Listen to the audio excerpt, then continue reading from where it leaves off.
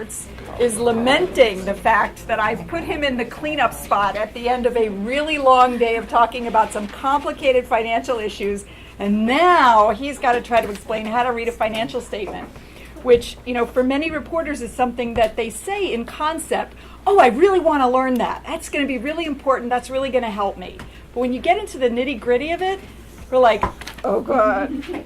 So I've brought in the A team though for this. Bill is terrific. He is a longtime business and financial reporter who's now sort of dabbling around the edges of journalism. Most recently, he was the senior director of media relations for NAFSA, which is the Association of International Educators, and he also has been the spokesperson for the AICPA, which is the Association of something Certified Public Accountants, which explains why you knew that little PCAOB piece. He's very knowledgeable on a wide range of financial issues, and that's one of the reasons where I felt like I could bring him in here to talk about this.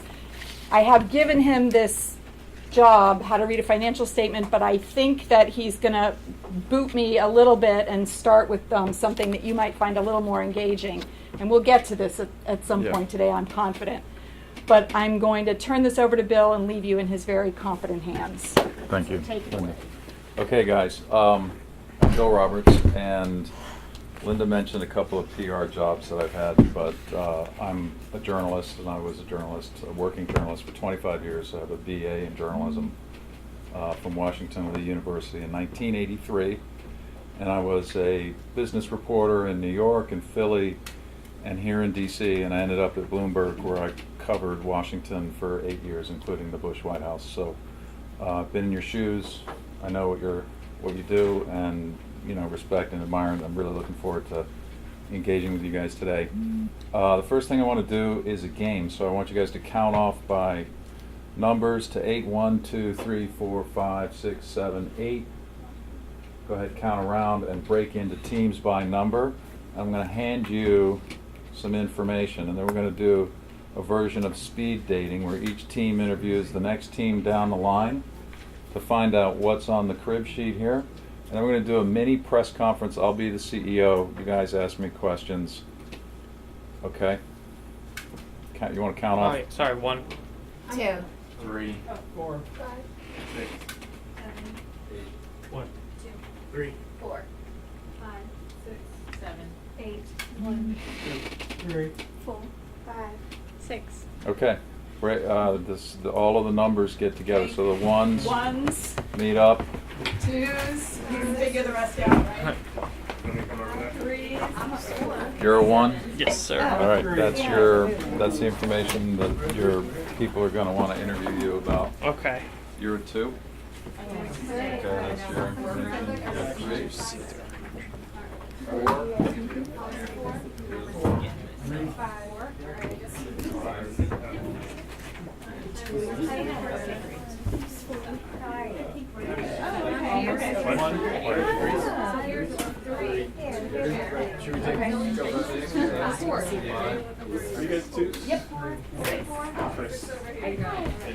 Okay, 1. Oriana. Hi. Check this out. Okay, yeah. This is our piece of information. If any of you groups want to John, go by out the into way. the lobby, if it's easier to talk out there, feel free to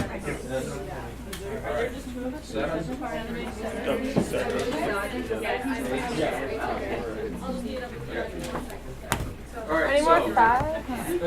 I just walked in. This is from the annual. Hey guys, here's one thing. If any of you guys ever played that game Clue, Colonel Mustard did it. This is like that game. You all have clues. Okay. And one of them's got kind of the right answer to the press conference, or the right lead to the question. So talk amongst yourselves, gather as much information as you can. I'm going to give you. So wait, what they should be doing is talking within their groups, or their group is supposed to Each group's interview got the to next interview the person. next one down. But each group also has to assess their own information. So every group's got a different piece of information from some different kind of document out there in the public domain, including financial reports, PAC stuff. You guys learned about lobbying and PACs and follow the money today. So this kind of ties it all together. I see the look of confusion. All right, I'm going to give you 15 minutes. So, Right. so actually, just to clarify, your group can, discuss the information you have, and then your group can split up and go interview other groups. So the idea Yeah, you is to gotta collect find out. information from every group, if you can, and put it together, and then when we do the press conference, you'll have the right questions to ask Bill in order to figure out what the story is. Here's the scenario. You're a reporter, you're covering this company, it's been told, your editor comes over and says, hey, Amalgamated Precious Metals is doing a conference call in 15 minutes. Can you cover it for us? You're going to float. Let me find out everything I can. Okay?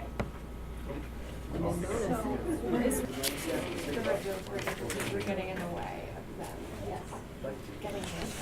All right, I'm going to start the press conference. I'm just going to make a little statement. Our proprietary technology for producing rare earth materials makes Amalgamated the only company in the world capable of supplying the basic materials needed for the next generation of fiber optic microchips. We estimate this will be a $10 billion business by 2017. We are facing substantial competition in Africa from state-run Chinese companies who are buying favor from local officials and with investments in infrastructure and education. We're big proponents of fair trade and believe that given a level playing field, however, American companies can compete with anyone in the world. And now I'll take your questions. Yeah. Could you tell us about the grand jury interest in behavior in Nigeria and other parts of Africa? I can't comment on the U.S. Attorney's investigation except to say that we believe we've complied with all applicable U.S. laws and we're cooperating fully with the investigation. What have they asked for? Well, they've asked for documents and other materials, but obviously I can't detail that. What are the Chinese companies doing to create an unfair advantage? Well, as I said, they're sort of buying favor by investing in infrastructure and education.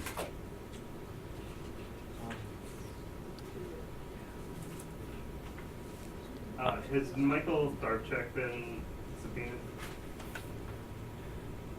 No. What's your- He's been retained to help us make our views known in Washington. He's a highly experienced individual who understands our issues well, and we're fortunate to have his help. We're grateful to Senators Baucus and Warner for their support as well. Yeah. What specific bills might Darchuk be lobbying on? Well, he's working on our behalf on international trade regulations with the USTR primarily, so it's not legislation. I was noticing you didn't detail about $3.5 million in your lobbying expenditures. I'm wondering if you could tell us a little bit about where that money went. Can't comment on that. All right. Bang, you guys did great. In fact, first darn question hit it right out of the park, right? So where was that information from? I can't remember the source. I remember one of the groups said that there was... Who's got the info? Group 1, right? Yeah. Where's it from? From the company, our annual report, SEC Form 10K. Okay. So what does that tell you? One of the things that a 10K discloses is whether there's any government investigations, grand jury subpoena, etc. You can be covering a company in Washington, and there can be all these sort of collateral kinds of information points. But unless you've looked at the 10K and kind of drilled down on it, you don't have a complete data set. That's the lesson of our little game. All right, so Guys, you did this. I don't want to disparage last year's class, but you got Better. to the heart of it much more quickly. better. All right, I'm going to jam through this PowerPoint, and reading financial statements and accounting and numbers, we're all journalists, and so we're words people and storytellers, and many of us are not numbers oriented. We're not accountants, and I'm not going to give you an accountant's version of this. I'm not going to try to line by line explain what's in an income statement. I'm going to give you a very simple overview. I'm going to talk about big picture stuff to try to give you a more comprehensive thing. The numbers ultimately, when you get back to your desk and you start working on a story, these numbers tend to be pretty self-explanatory, I believe, if you have kind of confidence in that larger picture that surround the context. What do they mean? Why are they important? And how do I read them? And of course, there are sources for help, on how the accounting works. All right, so what we're gonna aim for today is understanding 10Ks, 10Qs, 8Ks, S4s, and 13Ds. Those are kind of the top 5 big SEC documents. We want to be able to decipher CEO pay packages by looking at proxy statements or Form 990s, which are actually Form 990s are nonprofit organization IRS disclosures. And I just throw that in there because not everything we do is a public company.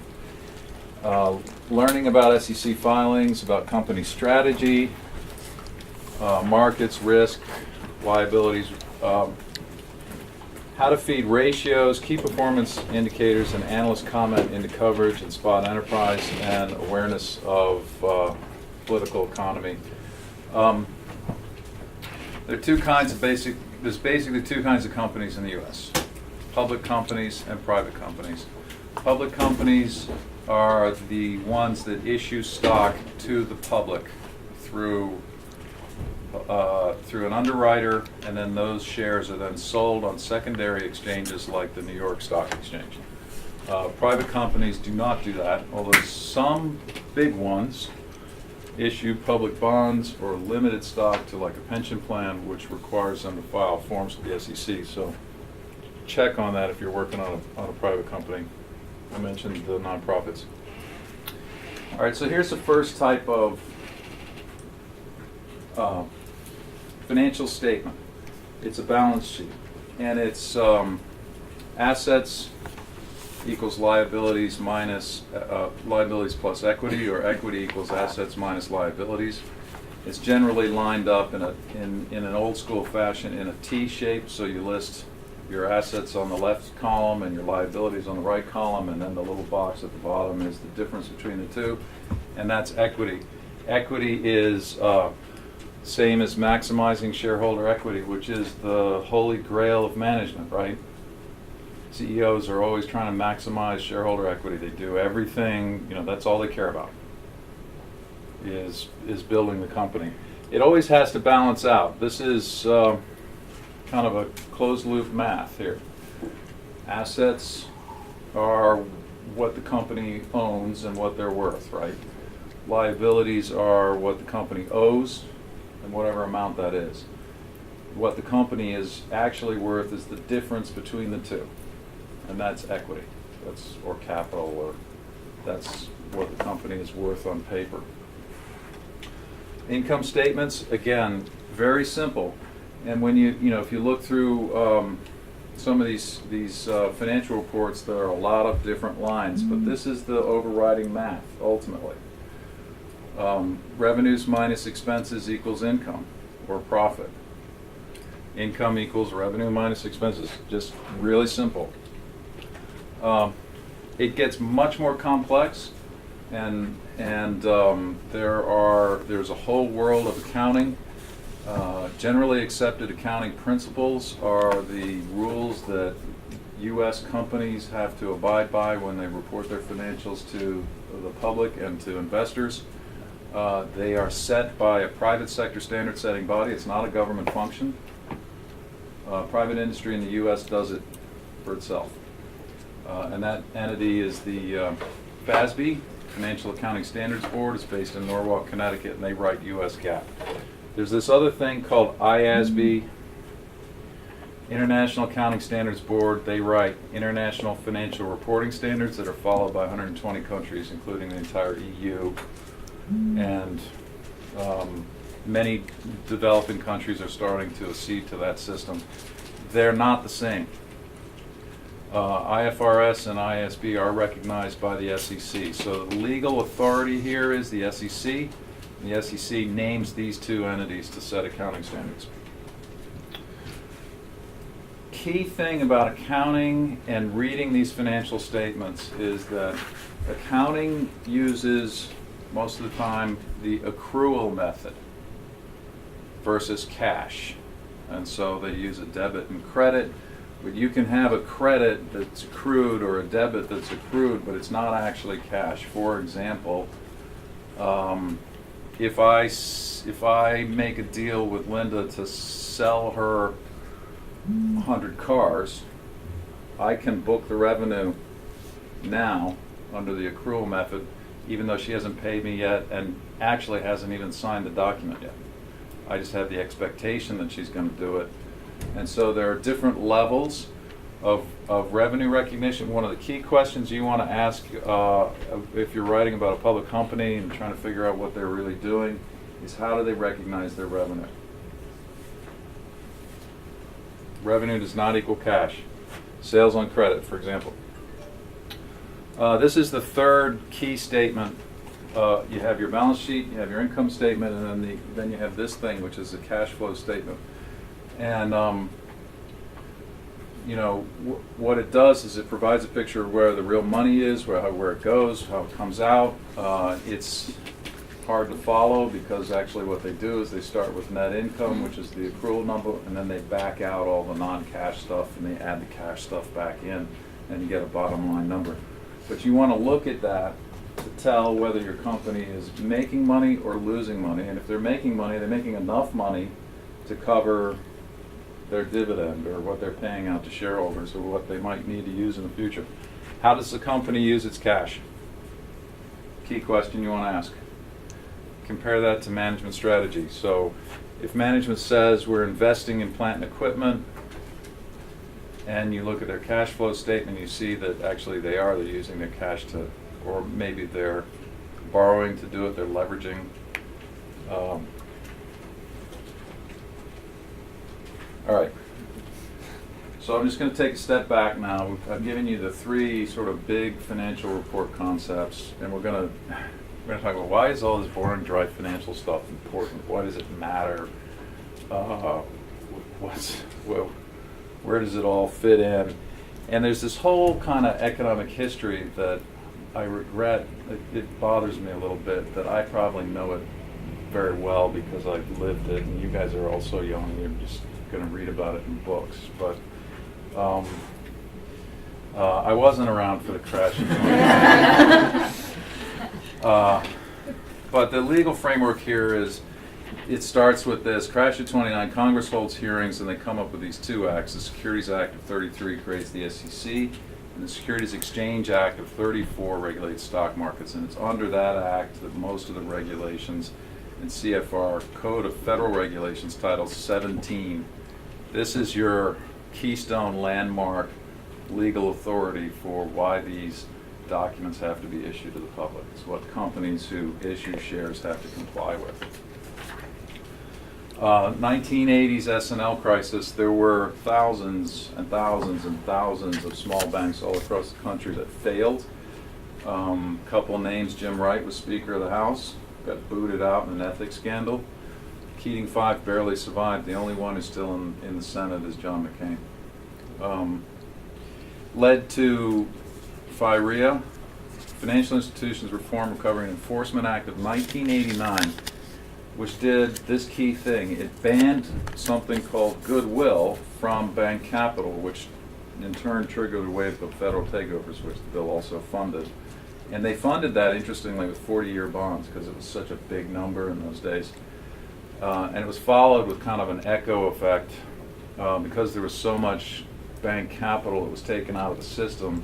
The early 1990s, there was a bank credit crunch, which had a huge role in triggering the recession of 90-91, which may have been a good cause for George Bush the first to get tossed out of office.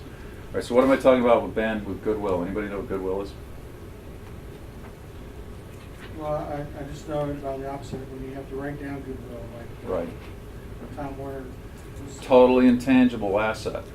It's the value of a going concern, a recognized brand. So the Washington Post company has a certain amount of goodwill because it's the Washington Post and everybody's heard of it, and if you want the local paper, that's the one you go get, right? Banks had these branches with a name on it, First Federal Savings Loan Bank of Philadelphia, and they had a customer base, and when they got taken over or bought by another bank, the other bank was allowed to book goodwill in its capital account. It's a fig Newton, it's phantom, it's air, it's nothing. All it is the going concern value of this entity that they purchased. So they got rid of it. And what happened was a lot of banks failed. All of a sudden, you think about, remember, assets, liabilities. If you take a chunk out of assets and all of a sudden liabilities exceed your assets, your net worth is negative, right? On the balance sheet. Everybody got that? How would they assign a value to goodwill? Oh, well. Was it that? Did they have like a developed model for Yeah. that? Okay. Yeah, they did. Yeah. The accountants have very elaborate procedures for that. All right, so federal law requires fair disclosure. This is an important development that happened in 2000. The SEC issued Regulation FD, which maybe it means fair disclosure. Requires publicly traded companies to disclose market-moving information to everybody at the same time. And so it's led to a relatively new development in financial reporting, which are these analyst conference calls that you guys can all dial into. They're great, because what happens is the CFO or the CEO or the head of investor relations will get on the horn with 15 or 20 MBAs on Wall Street whose job it is to deconstruct what these financial statements actually say and ask questions. As reporters, you guys are unlikely to be given the right to ask a question, but you have every right to get on and listen. And they will frequently put the conference call on the website in the investor relations section so you can download it later if you missed it. Very, very helpful. All lawyered up. This whole field is so chock full of legal boilerplate, and if you dig into a 10K or 10Q, it's going to be rife with this language, and it's either accounting boilerplate or it's legal boilerplate. Recognize it for what it is. It's just boilerplate. It's not entirely meaningless, not necessarily meaningless, but probably meaningless. Does that help? There's the kind of history of securities litigation. Shareholders can sue companies that fail or that do bad things. There are 40 shareholder suits against Facebook right now for the IPO they did. There was a bill in the Congress in '95 that they kind of quashed it and made the threshold for filing these lawsuits much higher, so that you actually had to prove that there was some sort of fraud on the market before you could file the suit. It's much more difficult. Stone Ridge Investment Partners is the most recent Supreme Court case of significance in this area, and I threw it up here and I want to just mention it briefly because it goes to the accounting issues and it goes to these financial reporting issues. Stone Ridge Investment was an institutional investor. They bought shares of this cable company. Cable company had a side deal with two other companies, Scientific Atlanta and Motorola, to provide set-top boxes. And they made a deal. They said, we'll buy the boxes from you at an inflated price, and then you guys buy advertising from us. And so they were receiving revenue from their suppliers, and they booked it as revenue, and it wasn't. Kind of cheating, right? I sell it, we'll buy the box from you, you inflate the price, and then you can advertise on our cable system, and that was what the scam was. You guys have all heard of this, the 2000s accounting scandals, Enron, WorldCom, Sarbanes-Oxley Act created the PCAOB. Neil talked about that. Financial crisis of 07-08, the most recent thing we had. housing bubble bursts, mortgage-backed securities drop in value. They're listed as assets on these bank balance sheets. They had massive losses, so stuff that was listed on their on the asset list as worth $105 suddenly was worth $20, and it was because of a accounting standard called fair value accounting, which is if you've got a mortgage-backed security on your balance sheet that's worth $105, and you can sell it in the marketplace for $107 because interest rates have gone up, you can book a profit on the difference between 105 and 107. And so Goldman and the rest of those guys lobbied for this in front of the FASB. They got it. They were living by it. It was part of their revenue model. Part of the business model was how they were going to make profits. Was they would buy and sell this paper. It would be valued on the balance sheet as an asset that would increase in price. What they didn't anticipate is that it could go from $105 to $20, and they would have to then take that loss. And so that they got just bombed out. Bear Stearns failed, Lehman Brothers failed, Dodd-Frank Act mandated a study. Okay. So that's the history. When you're using financial statements in your reporting, you are not trying to be a financial analyst. You don't have to hit that mark. All you're looking for are these fragments of information, really, that you can use in your reporting, that you can use to ask better questions, establish credibility with management, to pull a thread out that you can then turn into a narrative. It's kind of an art, and if you do it a lot, you get good at it, and you get to the point where you don't want to see the press release until you've read the financial statement, because once you read the financial statement, then you feel like you've got the story, and you can go see how the PR guys are spinning it, and they always are. All right, so let me stop. Any questions? Comments? I see some guys nodding off. This is just a very basic question, but the types of financial reports that you laid out, you were saying that all publicly traded companies are required to release those. The private companies, no. Correct. Okay. Okay. So I'm going to run through 5 or 6 of the types of SEC documents that you can get. You can get these online from Edgar, which is the SEC system. And the main one is the 10K, which is the annual report. These are audited financial statements. 10Qs are the quarterly, so the first quarter of the fiscal year, second and third would be the 10Q, and then the closing one is the 10K. There's something called management discussion and analysis, which is where a lot of companies will describe what their business model is, what their strategies are. So the first thing you want to do when you get your hands on one of these documents is read through that section. You'll filter out the legal boilerplate, and you should be able to see something in there that management is trying to say to you about what their strategy is. Litigation, we had that right in the game.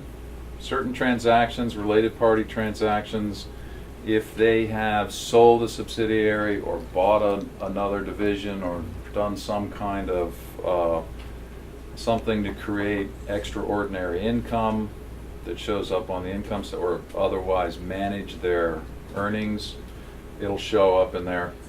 You always want to look at the footnotes. The footnotes will tell you if there's an accounting issue that you need to understand. They say, with footnote, we're using this method as opposed to that other method to account for this information. And you want to check the auditor's letter. Is it clean?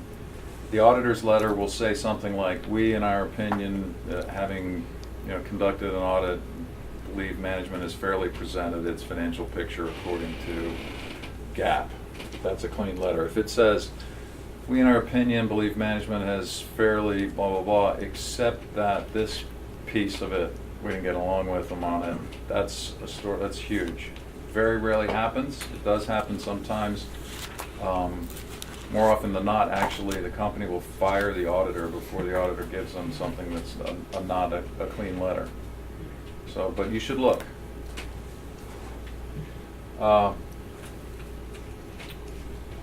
Proxy statement. Okay, so this is the notice of annual shareholders meeting. So you've got the annual report, that's a 10K.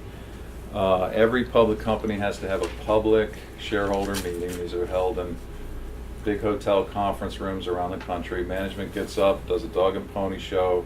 They have a vote on board of directors. They'll have a vote on stock options. They'll have a vote on anything else that they'll take questions from the floor.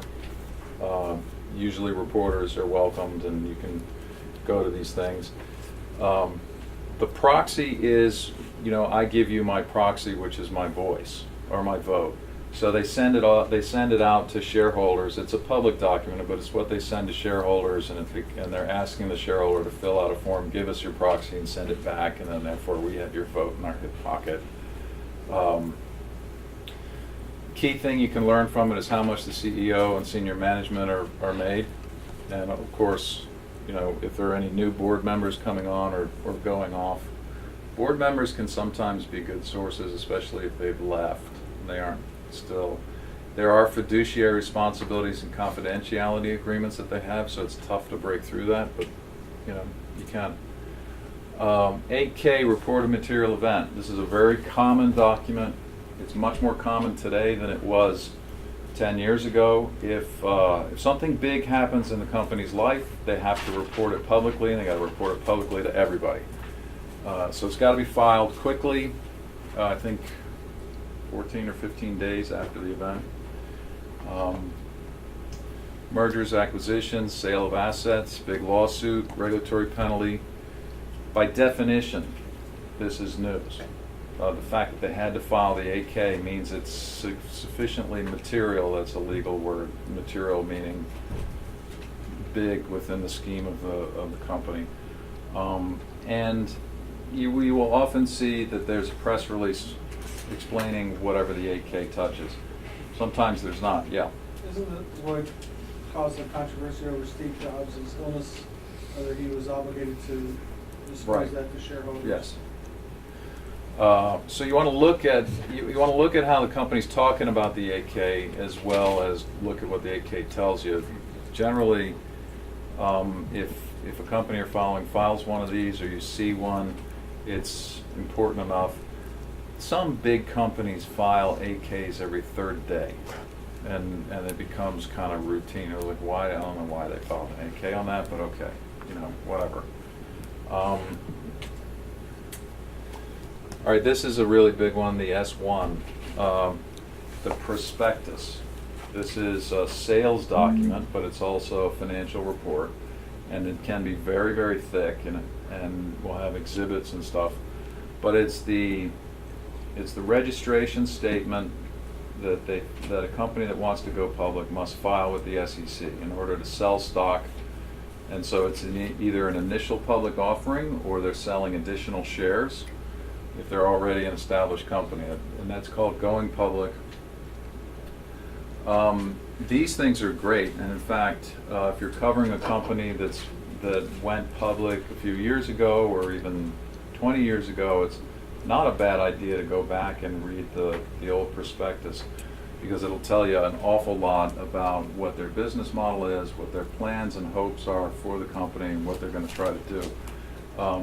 It's really almost a mother lode of information, better than the 10K. You guys all remember Facebook, right? Sold at 38, dropped to 20 within 2 months. And it was because there was such high demand. Facebook was such a popular story. Everybody wanted to buy the shares, and very few people read the prospectus. Some smart aleck analysts did, and realized looking at it that the revenue model for Facebook was unproven, and said, I'm not sure about this. I don't think that the revenue model's all that great. And that was like a week before they went public, and so there was sort of a split over whether Facebook was a good deal or not. I guess it's back up to 38 now, right, recently.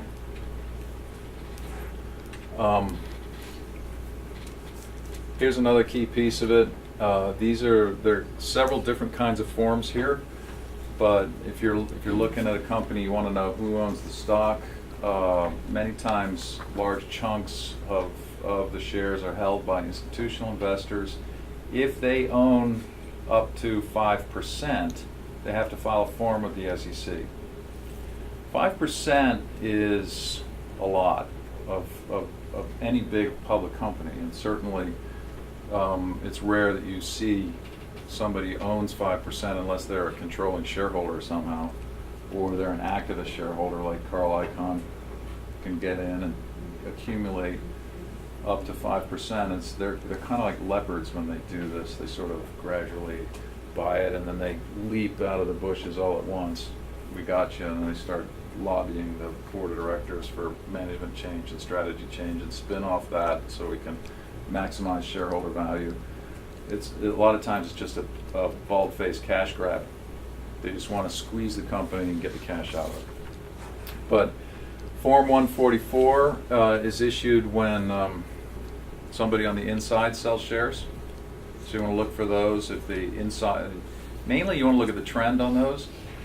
If the tide is going out and they're just selling downstream, you have to figure that that's either part of the company's compensation strategy, or they don't really, they're trying to diversify, or they don't really believe in the future of the company, or the shares right now that they have are going to be worth more in the future, otherwise they'd be holding, right? Theoretically.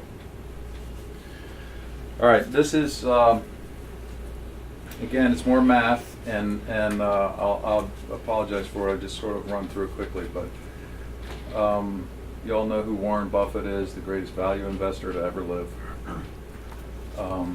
What he looked at was return on equity, return on assets.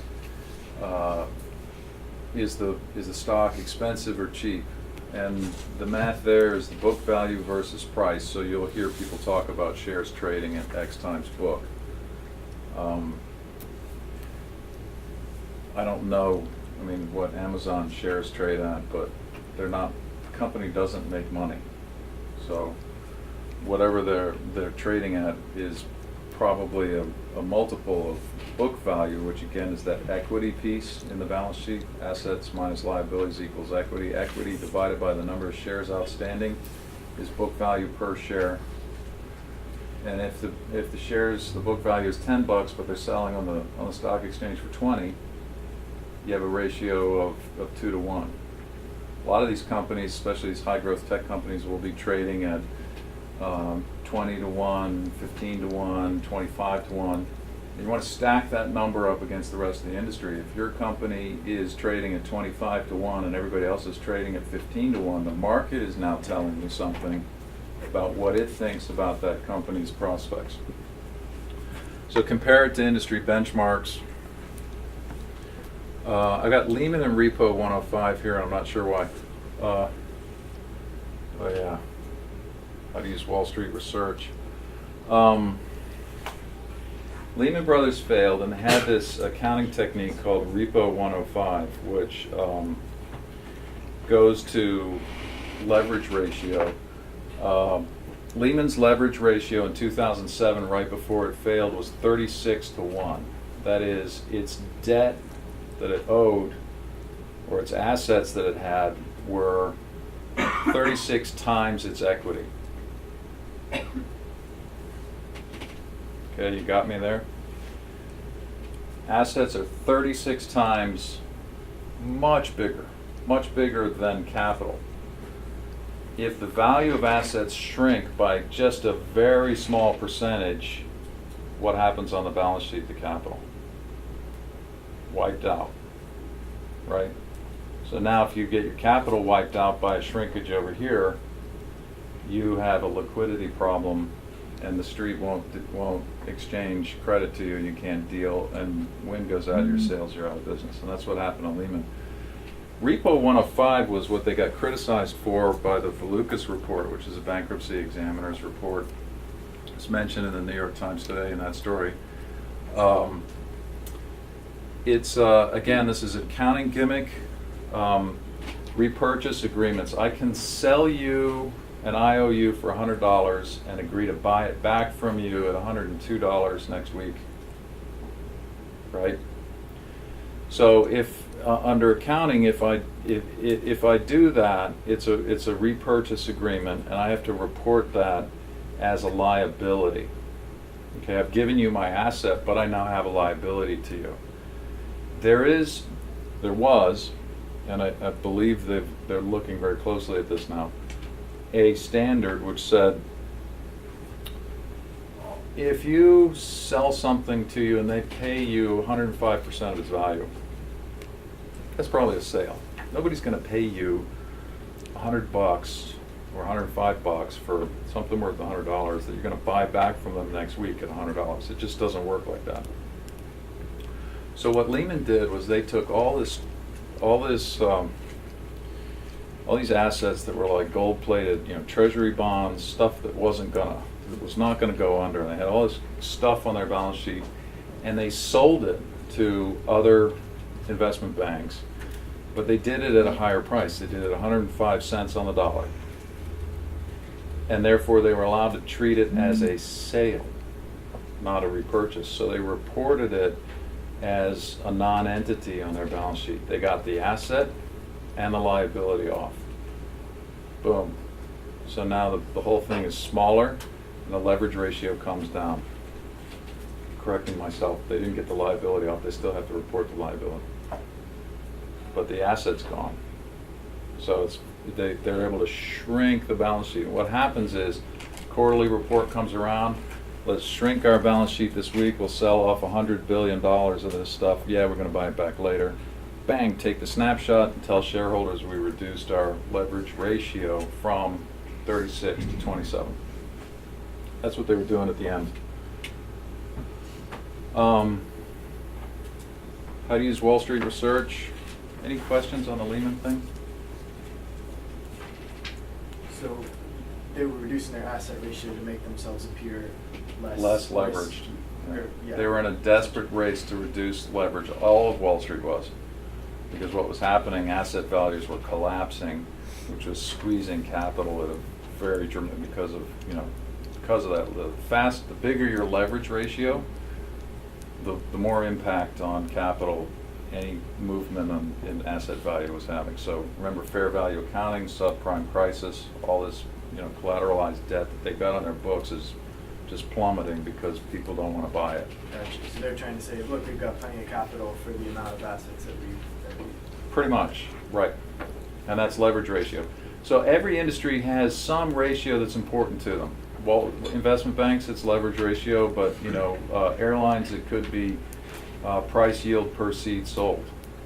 And you will hear the Wall Street guys talk about this if you listen on a conference call. You follow the jargon. The analysts will ask a question. You go, let me think about that, and dig into it, and it will help you find out the dynamics of what's going on underlying in these reports. Again, getting past the boilerplate and the jargon. You can get the analyst reports that they issue. They issue public reports to Wall Street. They'll send it to you, or the firm will send it to you, or you can get a source to send it to you. They'll list their phone numbers and emails. You can develop source relationships with them. They're really great people to talk to. Not all of them are authorized to talk to the press. Some of them have media policies. You gotta, work your way around that.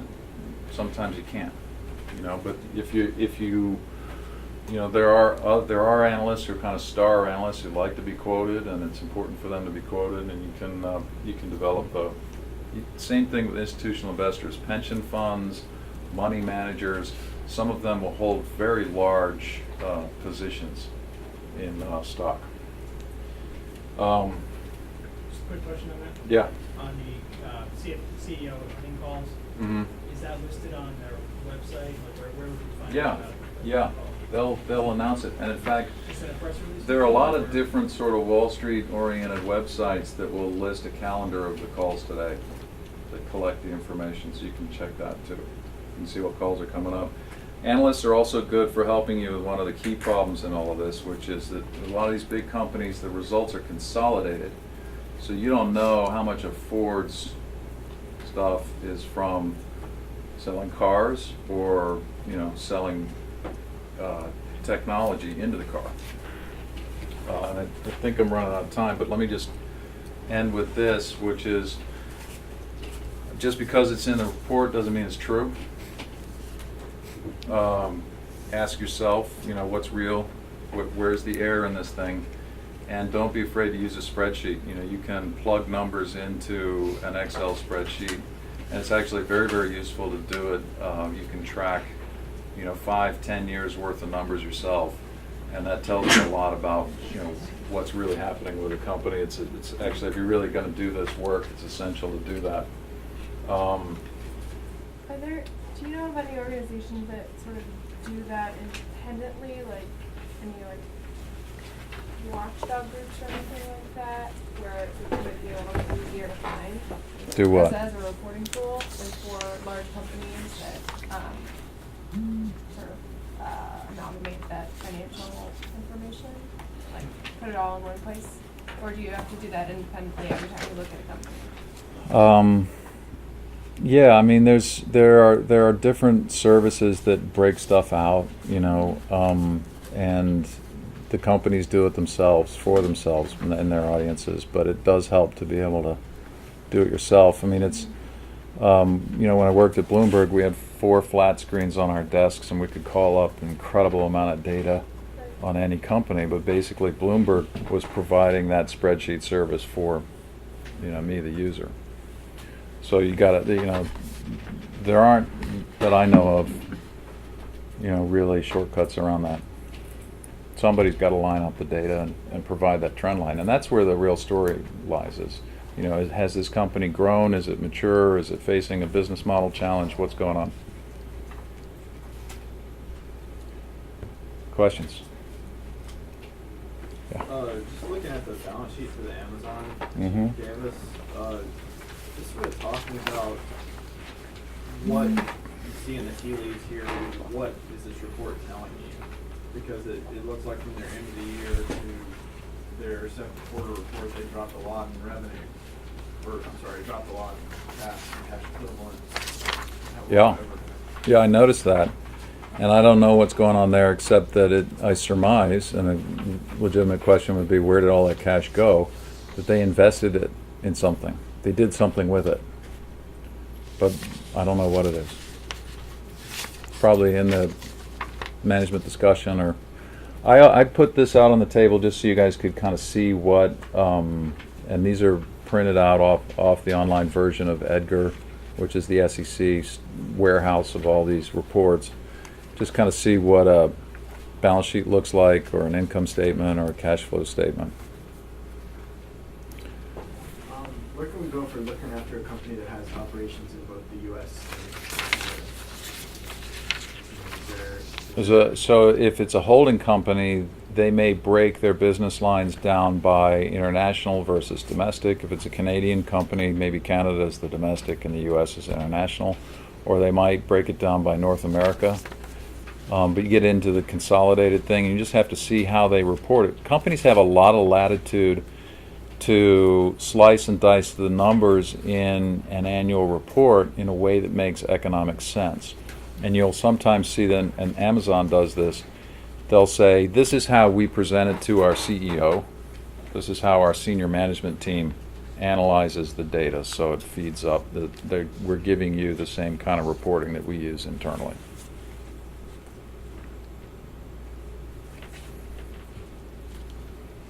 I'll ask the very basic Yeah, question yeah. again. I know there's different levels here, and I'm at like grade A at the very bottom. But when you're reporting on a company, you just want to say X company is worth X, X company is worth Y. Like, what number do you use out of all these financial statements? You want to use market value, which is the number of shares outstanding times the price. And where do I find market value? Look up the number of shares outstanding was usually in the proxy statement. Probably also be in the 10K somewhere in the footnotes or something. And multiply it times today's price, or the average price of the last 60 days. So that's the benchmark of what a company is worth. Amazon is $100 billion company. I'm just throwing out a number, but whatever it is, that's where that number comes from generally.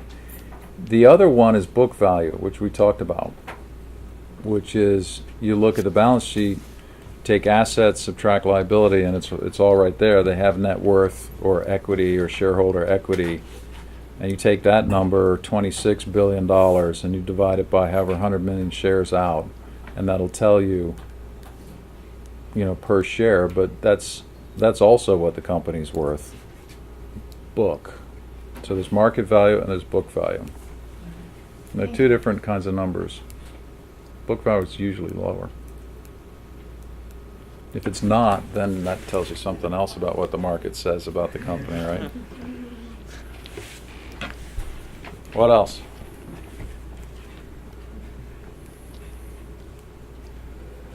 Going once? Well, you guys were very patient, and I appreciate the chance to kind of cram all this down your throats at the end of a long day. And I appreciate you being willing to do it.